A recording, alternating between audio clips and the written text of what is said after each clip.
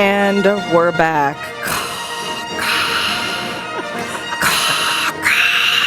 Luke, I am Dawn Eldridge. Come to the light side.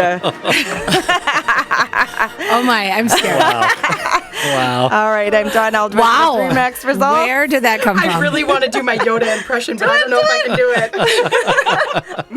Yoda. Casey, it's Rash I am. Okay, we're having a lot of fun. Yeah. All right, so we're back with Wow. Luke Ployher, who, by the way, I have to say, Luke, I love your name. It's my son's name, too. So it's all good. I'll never forget your name. No, you will not. Yeah. Yeah? No, You created pandemonium in the show here this morning. Wow. I'm like, holy cow. Who are these people? What is going on? Have you seen that movie? Star that we were Wars? just okay, good. No. Oh, have I? You Wasn't haven't? there like 5 of them? Yeah, there's like There- 7 now. No, I yeah. think I saw the first one, like when I was in 5th grade, the first one that came out. Okay, so yeah. so you saw the 4th one. Episode 4. Episode right. 4. Yeah. We're Right. just going to confuse you. Yep. Yeah. Thoroughly. It is very confusing. And I thought I had escaped all of those jokes about my name and Luke, joining the dark side. Oh, yeah, because but Luke until Skywalker. now. Yeah. Okay, that's Sorry. right. Okay. Hey, yeah. I get the Dawn Dish soap all the time. So Yeah. Wow. And I do it to my own son, too. I'm like, Yeah. I am your mom. And he likes it. I know So he's something very about good like at on the Darth May 4th, Vader. don't people say like May the 4th? Fourth be with you. Yes. Okay. Right. I'm kind of okay. I'm getting there. I'm getting there. Okay. All right. Now, Luke, you are doing a new film. It's already done, correct? Correct, yeah. Okay, Space Next. Is this an IMAX? Yeah. So basically, after moving out to Minnesota some years ago, I started working on visual effects and animation for the giant screen film industry, which is IMAX films and Science Museum films and planetarium dome theaters and films. So they're pretty unique that they're a much higher resolution. Usually, if you go to a normal film right now, it's usually considered a 2K resolution, 2,000 pixels.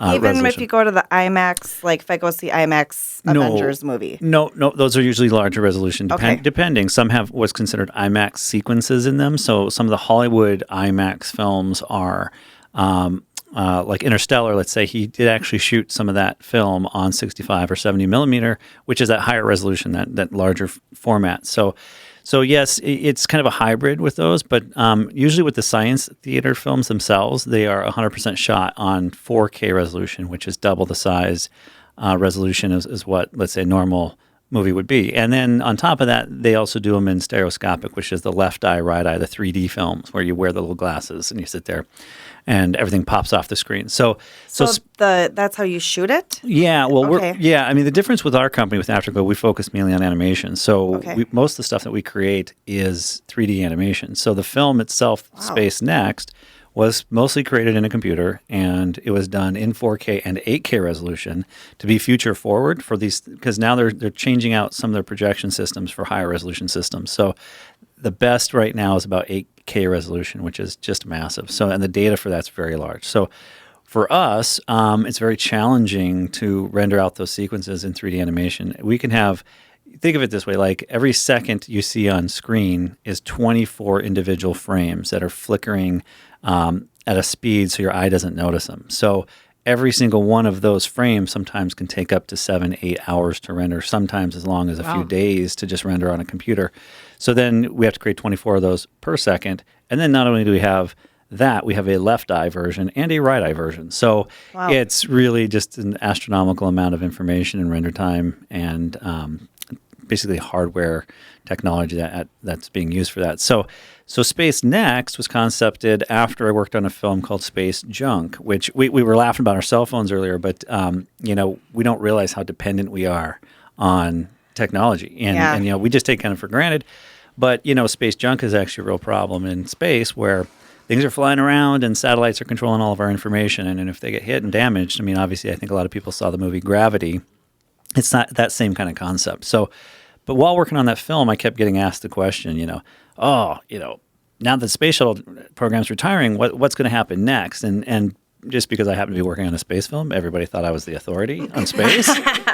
NASA? Do you Well, hear and me? you are named Luke, so I mean, come on, yeah. Exactly. Right, with the name of Luke and Star Wars, and it all just kind of fell together.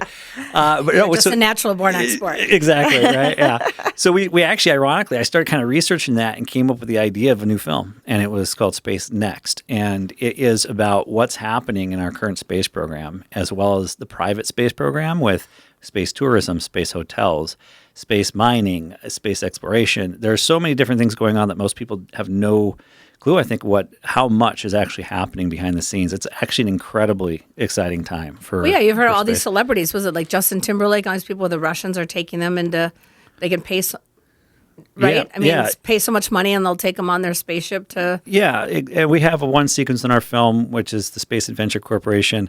You can basically book a flight to go around the moon, and see the moon rise instead of a sunrise. So, And this is all done digitally? yeah, about Wow. 90% of our film is digital. We have a few live action sequences, which are kind of an homage to the space shuttle launching, and a few like historical sequences with JFK and a few other things. But most of the film is CGI. So, because a lot of this stuff hasn't been created yet, so we're looking future forward, like what will a moon base look like? What will a Mars base be like? How are we going to get to Mars? How are we going to do interstellar travel? Another So film. where are they basing their information out? Like, is it just how things have progressed from the past to going for now, or how are they coming up with what do they feel is space next?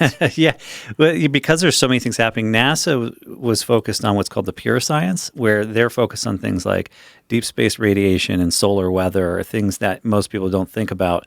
Whereas the private industries are looking more for the concepts of tourism and space hotels, and so you have a nice convergence of that. So the technology is based on the historical, exploration and research, but there's been a platitude of designs that have been created over the years, going back all the way. Ironically, some technologies that were designed in the 60s and 70s are what we would use potentially to get to Mars or into doing our first interstellar travel. So things like nuclear pulse rockets, things that are very feasible and practical, more so than a lot of the newer technologies can possibly be. So it's ironic that some of that stuff will come full circle, and that's what I was talking about earlier with the warp machine, the warp engine concept and design is.